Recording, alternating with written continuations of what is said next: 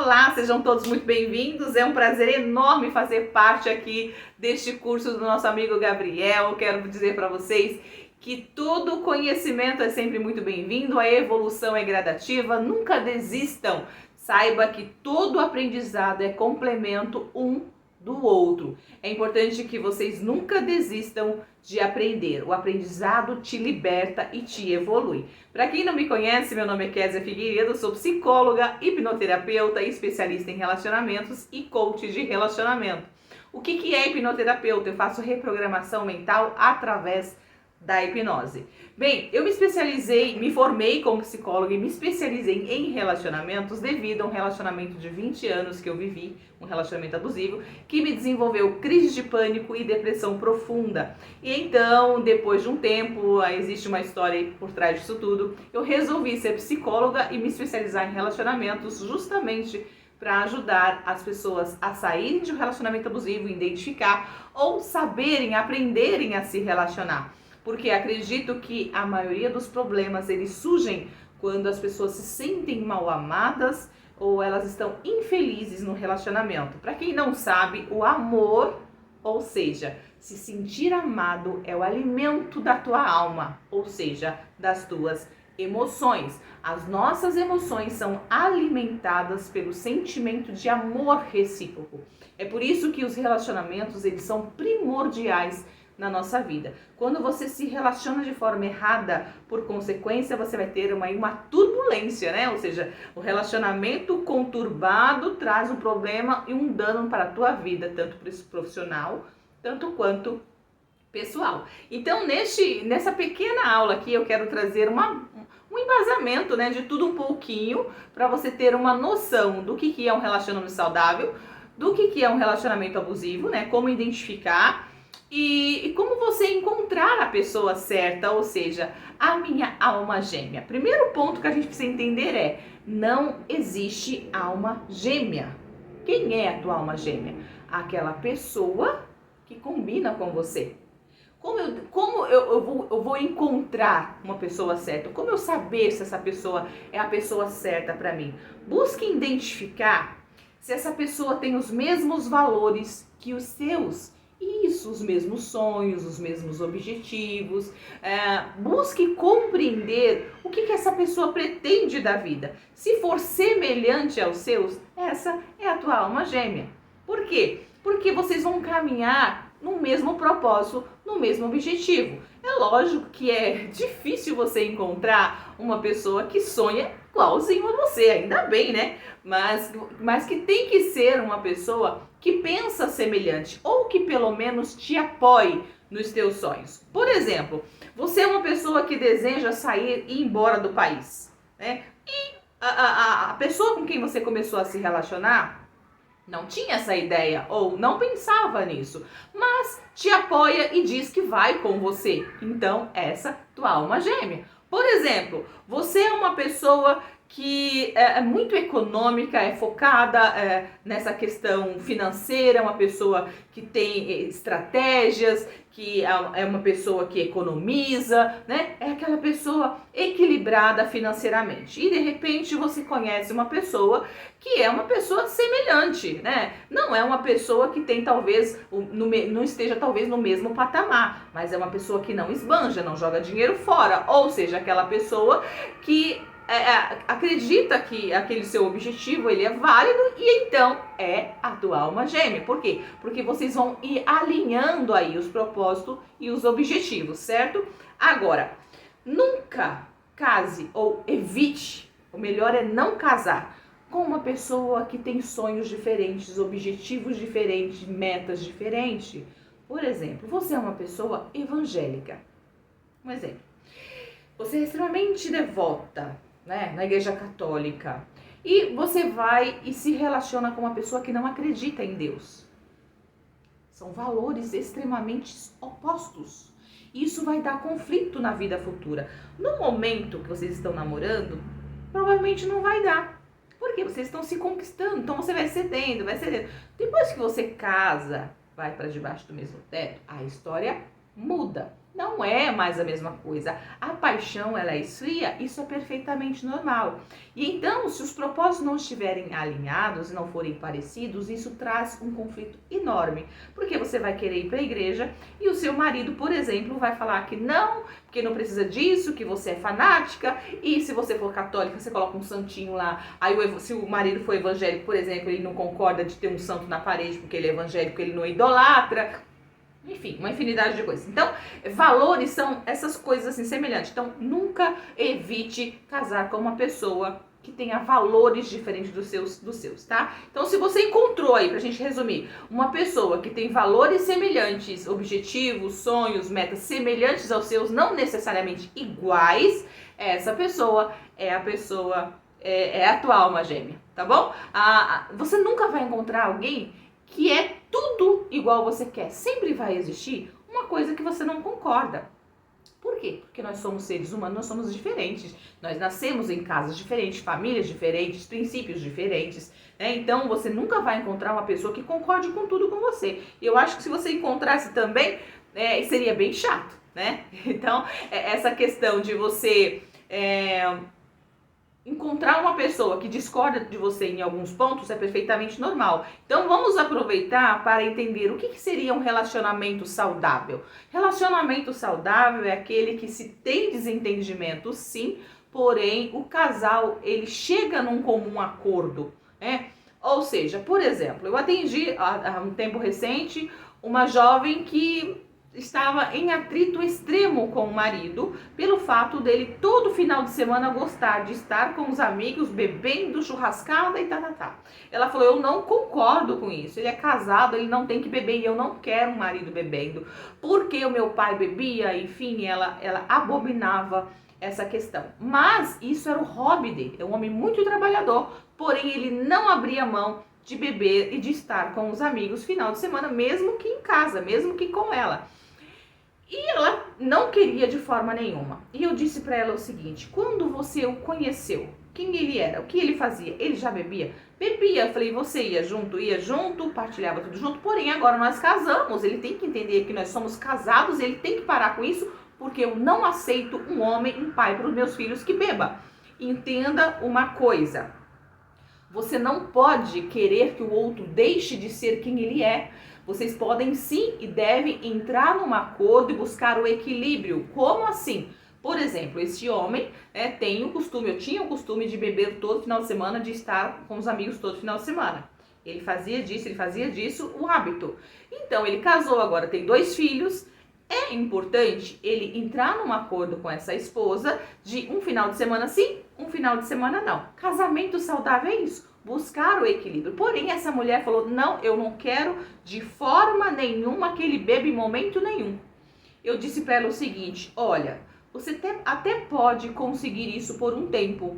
Pode ser que ele aceite, ele acate a sua exigência para diminuir o conflito. Porém, com o tempo, ele vai sentir falta dele, daquilo que ele é, daquilo que proporciona para ele prazer. E ele vai começar a associar o vazio da vida, a tristeza, ao casamento. E por consequência, se ele associar a tristeza e o vazio ao casamento, o casamento vai perder o sentido para ele.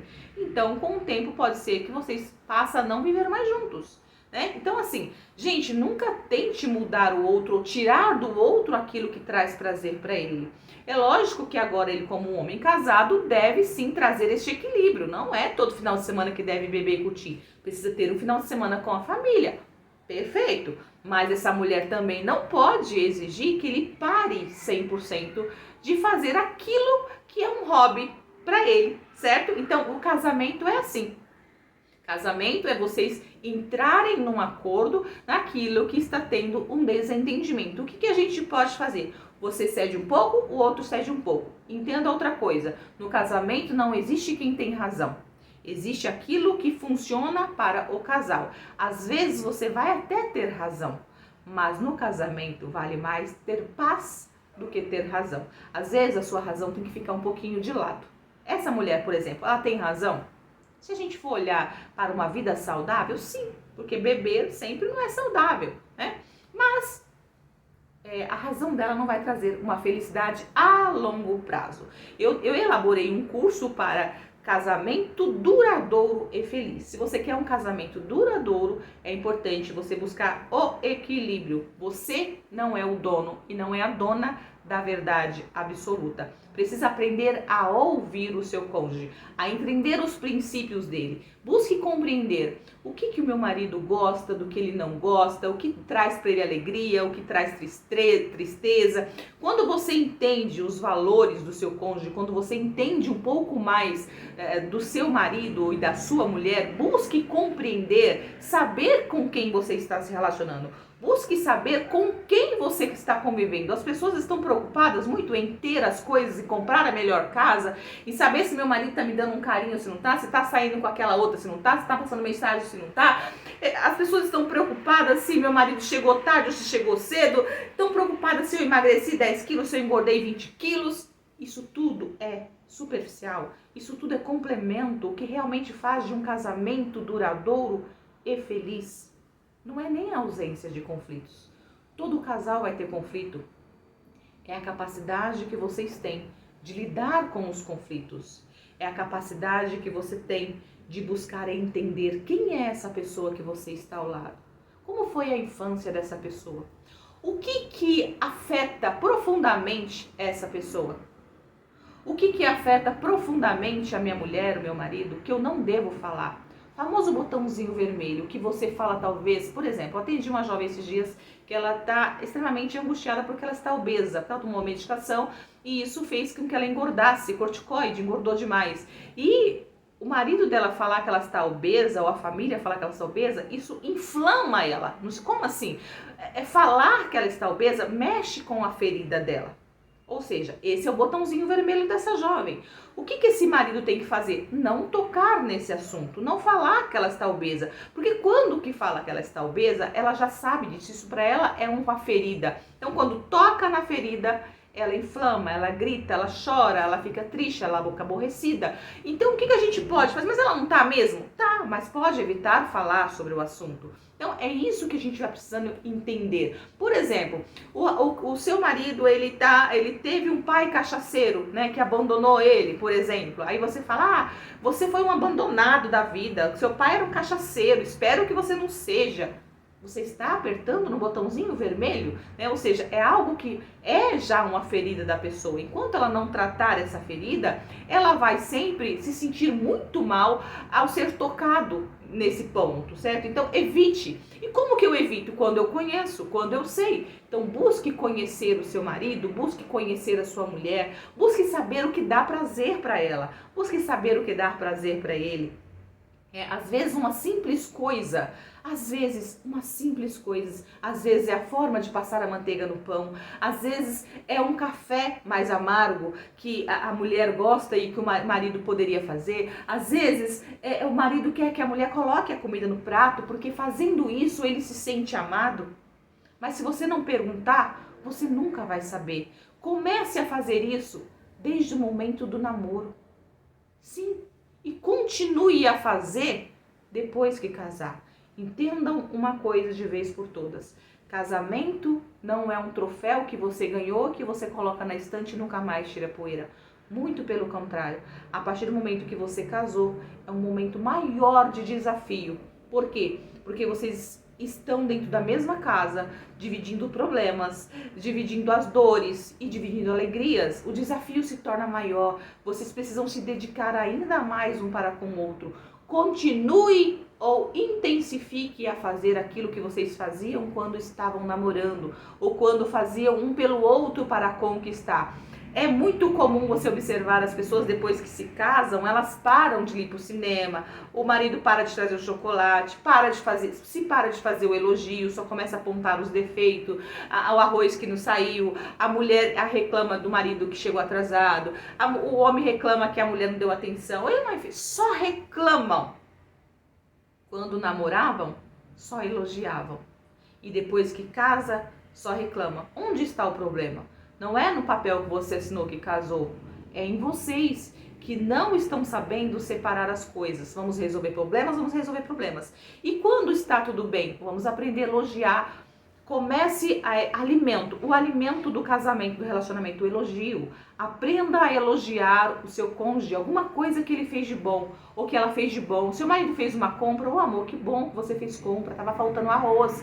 A mulher fez a janta, agradeça, elogie o arroz, o tempero. Nossa amor, esse feijão ficou uma delícia. A mulher penteou o cabelo de um penteado que você... Olha amor, ficou legal esse penteado, olha minha xuxinha pra cima. Ficou legal. Aprenda a elogiar. Pare de criticar. A crítica em momento errado, ela destrói, ela não constrói. Certo? Então, assim, casou, é um momento de você investir muito mais. Saia de mãos dadas. Para de andar um lá na frente, eu tô lá atrás. Leva a mulher pro cinema de novo. Continue a levar. Vá para um motel de vez em quando ou para um motel. Saiam sem os filhos. É super importante, né? Não é porque casou que tem mulher que não solta dos filhos. Tem homens também que não. É super importante vocês terem momentos a sós sem os filhos. Sim. Certo? Saia com os filhos? Sim. Mas encontre um final de semana alguém que possa ficar com os filhos, que seja de confiança, e saia só o casal. Se curtam, olhem um para o outro e relembre por que vocês se apaixonaram. Por que vocês estão casados? E antes de casar, se perguntem, por que eu quero me casar com essa pessoa? Ou, por que eu quero namorar ou ficar ou continuar namorando essa pessoa? Entenda outra coisa, relacionamento é uma troca. Se você não agrega em nada na vida do outro, vai chegar um momento que você vai se tornar um peso. Se a pessoa que está com você não agrega em nada na sua vida, o porquê você continua com essa pessoa? Porque com o tempo ela vai se tornar um peso. Aí se torna um costume e você não sabe por que você separou. Que você não consegue separar. Por mais que aquele relacionamento esteja pesado, chato, cansativo, é ruim, eu não aguento mais, você não consegue sair. Por que não consegue sair mesmo estando ruim? Porque se tornou um hábito. E mudar o hábito é difícil. As pessoas têm medo do novo. Por mais que você esteja num túnel de fezes, você tem medo de sair dali porque ali você já conhece aquele fedor, aquela coisa ruim. Você já conhece. Então, se perguntem o porquê que eu estou neste relacionamento. Por que eu quero continuar neste relacionamento. Bom, outra informação bem importante que o nosso amigo Gabriel, ele pediu para eu compartilhar é como identificar um relacionamento abusivo, né? Ou é potencial que ele pode se tornar abusivo. Vale lembrar o seguinte, a princípio é difícil você identificar se uma pessoa vai ser abusiva ou não. Por quê? Porque o abusador geralmente ele é muito carismático. Geralmente o abusador, ele é muito agradável no começo, ele procura te elogiar. O abusador no início, ele é o famoso príncipe. Quase sempre é assim. Pode ser que acontece de ser outros tipos, desde o começo ele dar a cara que ele vai ser abusador? Pode ser. Mas geralmente no princípio ele é um conquistador, é maravilhoso, né? Vale lembrar que não existem só homens abusivos, existem mulheres também que são abusivas. Então, todas essas informações servem para homens e servem para as mulheres. Quais são os perfis de pessoas abusivas? Geralmente são narcisistas, geralmente são pessoas que têm transtorno borderline ou são pessoas aí psicopatas, né? São os perfis mais comuns. Pode ser que existam outras pessoas que aprenderam isso e não tenham transtorno? Pode ser. E quais são os sinais que essa pessoa demonstra? Ou quais são os sinais que eu posso perceber que essa pessoa é abusiva? Essa pessoa ela começa a te controlar em tudo que você vai fazer. Aliás, é um ponto muito importante que não pode ser excluído, que é o definido, na verdade, como que eu posso definir um relacionamento como abusivo? Este é o ponto-chave, desequilíbrio de poder. Como assim um desequilíbrio de poder? No relacionamento abusivo, um manda e o outro obedece, certo? E o abusador, geralmente no começo, ele é muito carismático, ele é muito apaixonante. Então, ele tem esse jogo, né, de te conquistar a ponto de você se sentir uma princesa e amada, ou um príncipe, né, e amada por ele. E então, o que acontece? Quando ele percebe que você está na mão dele, ele começa a tirar você dos seus amigos, da tua família e dos seus parentes, né? De qualquer pessoa que se aproxime de você. Ele começa a te isolar. E como que ele faz isso? Ele começa a dizer, olha, Sua amiga é falsa com você. Não sei por que você está com essa fulana. Tá? Qualquer hora você vai ver. Eu tô cuidando de você e você não acredita em mim. A sua mãe é uma falsa. A sua família só gosta de aproveitar de você. A sua mãe, o seu pai, ele começa a falar da sua família e no meio dessa fala ele tenta provar para você que ele quer o seu bem. E por você ter sido muito bem cuidada no princípio, a princípio, por ele ter sido um homem muito bom a princípio, você começa a acreditar que ele tem razão. Por mais que a princípio você observe e fala, nossa, mas meu pai é assim, minha mãe, minha amiga, não tinha percebido isso. Ele fala, só você que não percebe, você é uma tonta mesmo, você é muito ingênua. Ele começa a controlar as tuas roupas. Ele começa a controlar as suas finanças. Isso tudo, gente, de forma sutil. Existem abusadores que só um profissional para conseguir observar e avaliar e dizer que você está num relacionamento abusivo. Porque é tão sutil que você não percebe. E o que acontece? O abusador, ele vai usando dessa forma. Ele fala que vai controlar o seu dinheiro para você não gastar, para você não ficar sem dinheiro depois, que é pelo seu bem, porque você está muito emocionado, você está gastando coisas que não precisa. Então ele precisa controlar o seu dinheiro para você. Na verdade, o que o abusador quer é tirar todo o seu poder. É tirar todas as formas que você tem de refúgio ou de apoio sem ser o dele. Certo? Outro ponto bem importante é... O abusador, ele começa criticando você de forma sutil. Ele vai te criticando e depois ele faz um pequeno elogio. Ele fala assim, nossa, você era tão inteligente, mas você tá, nossa, isso você tá falando isso, não acredito. Ele começa a comparar você a outras pessoas, né? E você vai ficando confusa. Por quê? Porque lá no princípio ele era um príncipe encantado, ele era o amor da sua vida, ele era um cara muito bom. Então por que isso é considerado até crime? Porque é uma tortura psicológica, porque ele vai fazendo de uma forma tão sutil que ele vai mudando a sua visão de você mesma. Você começa a se ver como uma pessoa inadequada, como uma pessoa errada, uma pessoa sem potencial, sem capacidade. E então ele começa depois a dizer que só ele suporta você. Que se não fosse ele, ninguém queria você. E você começa a acreditar por quê? Porque você já está tão despersonalizada, você já perdeu tanto a sua identidade, porque ele veio de forma sutil, tirando os seus amigos, a sua família, depois ele começa a te comparar, depois ele começa a te criticar, e depois ele começa a mostrar pra você, não veste essa roupa não, isso não tá combinando com você não percebe que você tá gorda, ou que você tá magra, não percebe que você tem uma ruguinha aqui não, que esse sorriso seu faz aparecer sua ruga, parece ridícula? Né? Então é assim, eu quero o seu bem. E outra coisa, quando ele percebe que ele começa a te perder, quando ele percebe que ele está indo de uma forma que ele começa a te perder, ele começa a te agradar de novo. Ele te traz flores, ele te traz presente, ele te leva para um jantar. Quando ele percebe que você está se afastando dele e ele está perdendo o poder sobre você. Então ele começa a te agradar novamente. Aí você começa a achar que realmente ele tem razão. E de que você é uma pessoa ingrata. E que talvez ele possa mudar. E que ele é uma pessoa boa. É você que não sabe valorizar e validar isso. E que então você realmente deve melhorar. Só que existe uma triste notícia aqui. Não, o abusador nunca muda. Sabe por quê? Porque um abusador, só ele tem razão. E você sempre está errado. Ele sempre vai encontrar um argumento para provar que você está errada. Outro ponto é, o abusador nunca se sente o errado. Ele sempre tem razão. Você é que está errada. Então, por mais que você faça, todo argumento que você tiver, ele vai ter um contra-argumento para provar que você está errada e que ele tem razão. Algumas pessoas procuram uma terapia, já aconteceu comigo, de um casal homem que buscou a terapia e de um outro casal que foi uma mulher.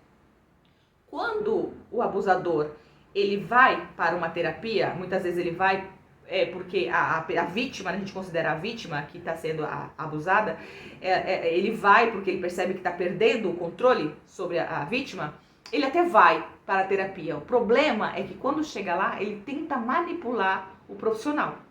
Isso já aconteceu comigo.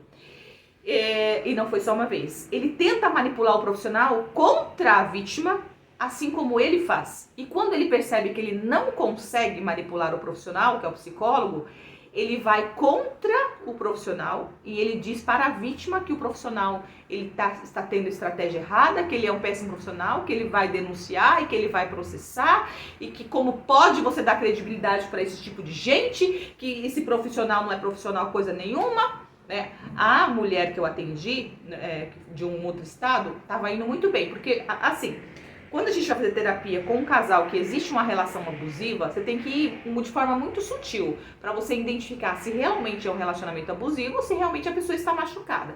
Porque uma pessoa machucada, ela tem um comportamento abusivo, de certa forma. Por quê? Porque uma pessoa muito machucada pela vida, muito ofendida, ela fica reativa, ela culpa todo mundo, ela se sente fragilizada, ela se sente machucada. Então, ela tem um comportamento abusivo de culpar sempre o outro, de estar reativa. Então, que é super importante, quando você estiver, acreditar que você está num relacionamento abusivo, procure um profissional que seja por indicação, porque tem que ser uma avaliação muito minuciosa. Tá bom? Porque outra coisa, as pessoas, a sociedade, de forma geral, observa o abusador como uma pessoa certa, como uma pessoa ideal.